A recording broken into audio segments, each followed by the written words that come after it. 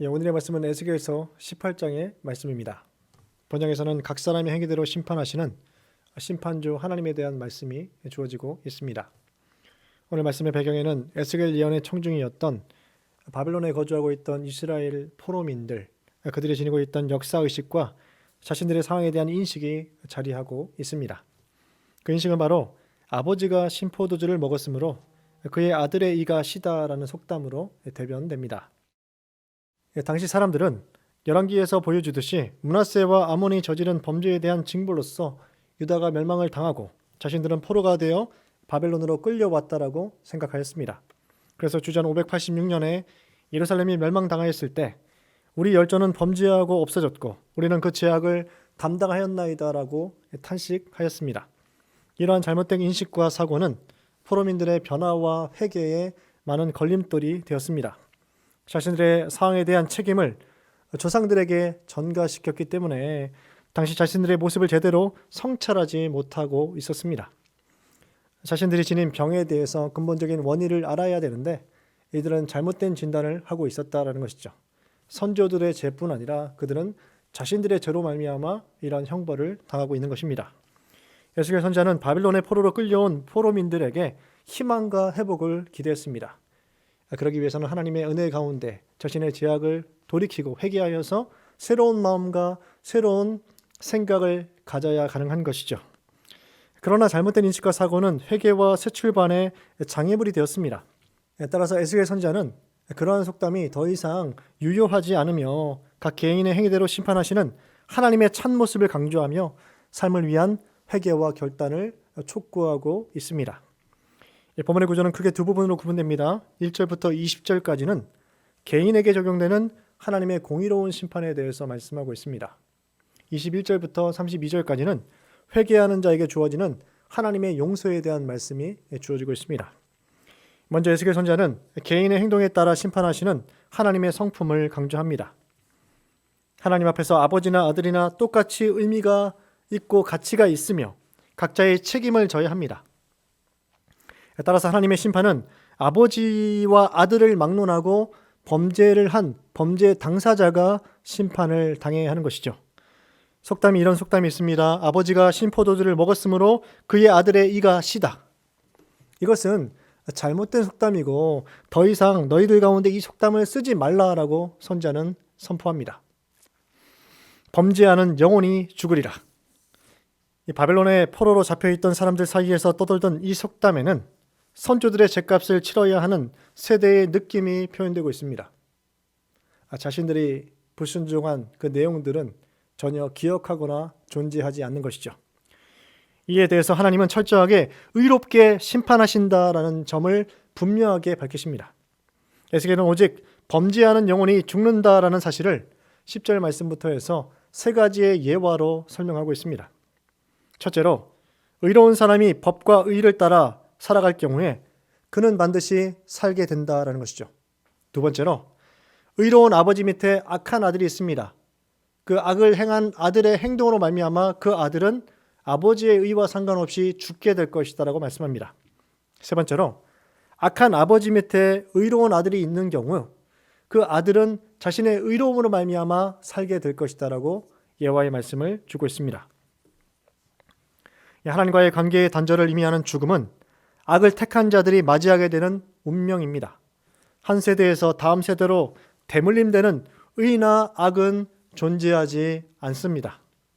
아버지의 의로움과 상관없이 자신이 결정하고 행동한 일에 대하여 결과를 맞이하는 것입니다.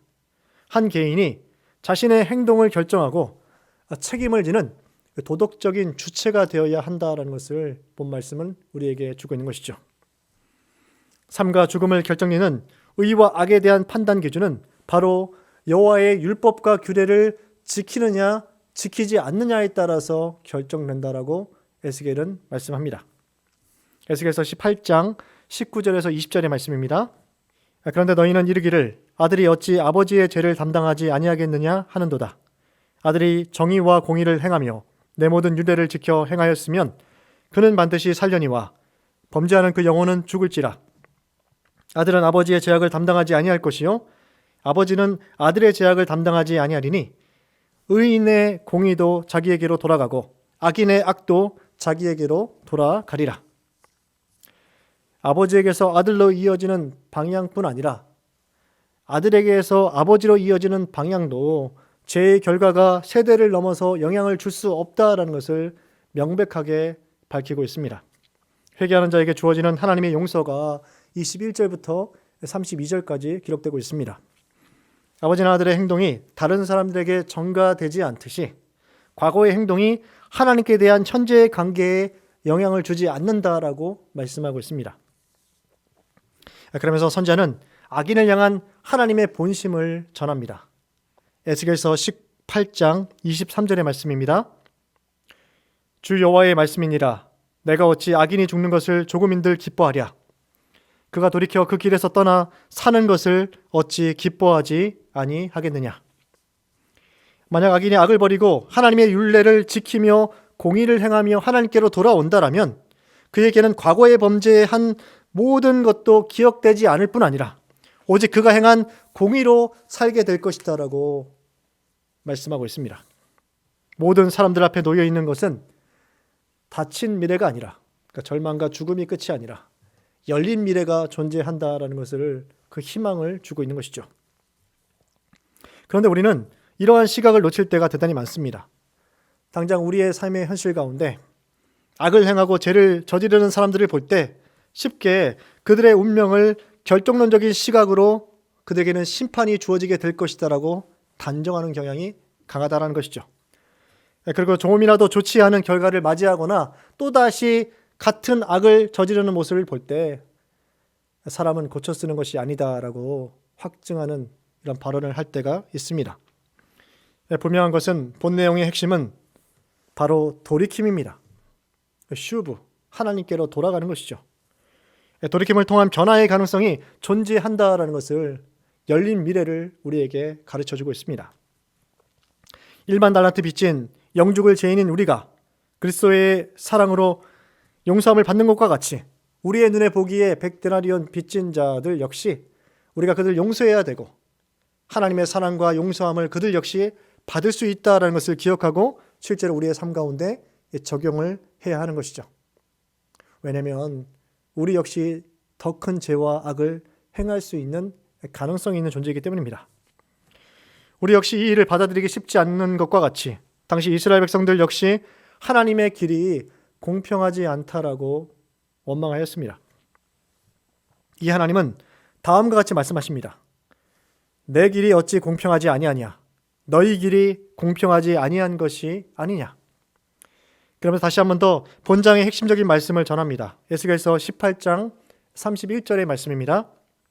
너희는 너희가 범한 모든 죄악을 버리고 마음과 영을 새롭게 할지어다.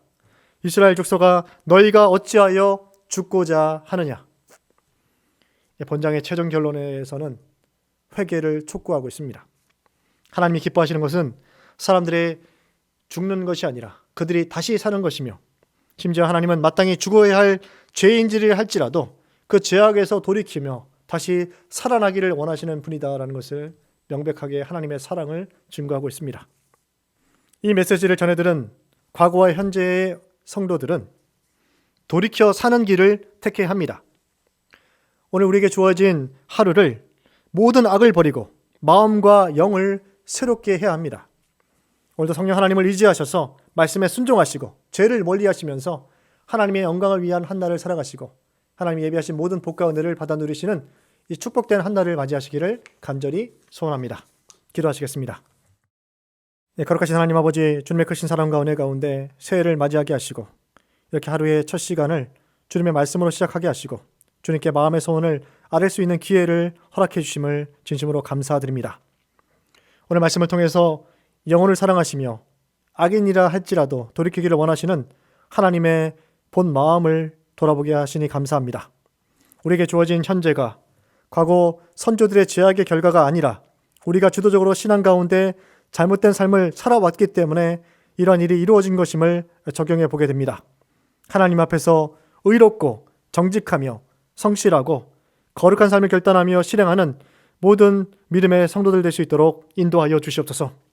코로나의 백신과 치료제가 하루속히 보편화되게 하셔서 이 코로나 사태가 종식되게 하시고 이 포스트 코로나 시대를 선도하는 대한민국과 한국 교회가 될 수 있도록 역사하여 주시옵소서.